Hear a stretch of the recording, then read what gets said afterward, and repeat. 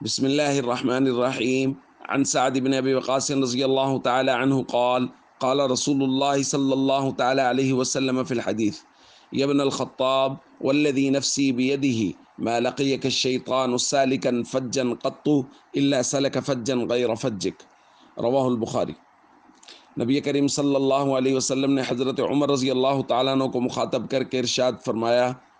کہ قسم ہے اس ذات کی جس کے قبضہ میں محمد صلی اللہ علیہ وسلم کی جان ہے، شیطان تمہیں کسی راستے پر چلتا ہوا دیکھتا ہے تو وہ راستہ بدل کر دوسرے راستے پر چلنا شروع کر دیتا ہے۔ تو دوستو، جس راستے پر حضرت عمر چل رہے ہوں، شیطان اس راستے پر بھی نہیں چلتا، اس راستے سے بھاگتا ہے شیطان۔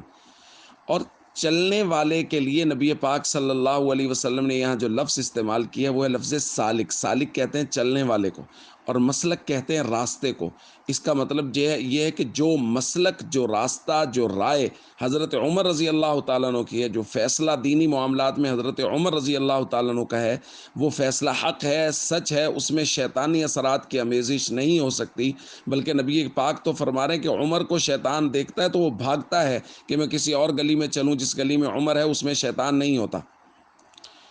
تو دوستو، حضرت عمر کی یہ بہت واضح فضیلت ہے۔ اب اگر کوئی شخص، کوئی گروہ، کوئی جماعت وہ حضرت عمر رضی اللہ تعالیٰ عنہ کے بارے میں نازیبہ جملہ بولتا ہے، ان کا کوئی خطیب نازیبہ جملہ بولتا ہے، یا آج کل تو دیکھنے میں آ رہا ہے کہ ٹی وی چینلز پہ بیٹھ کے لوگ کہہ رہے ہیں کہ حضرت عمر کو ہم خلیفہ راشد نہیں مانتے، تو اگر کوئی ایسا شخص ہے، ایسا گروہ ہے، تو یقین کر لیجئے کہ یہ لوگ شیطانی لوگ ہیں، یہ شیطان کے چیلے ہیں، یہ لوگوں کے دلوں میں وساوس ڈال رہے ہیں۔ یہ انسان کی شکلوں میں شیطان ہے، جیسا کہ قرآن پاک میں من الجنۃ والناس کہ شیطان جنوں میں بھی ہوتے ہیں اور انسانوں میں بھی۔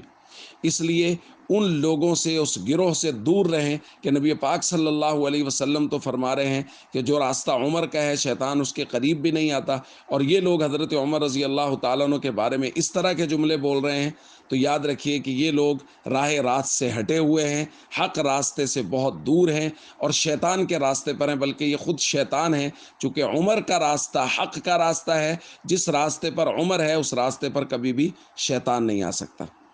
السلام علیکم ورحمۃ اللہ وبرکاتہ۔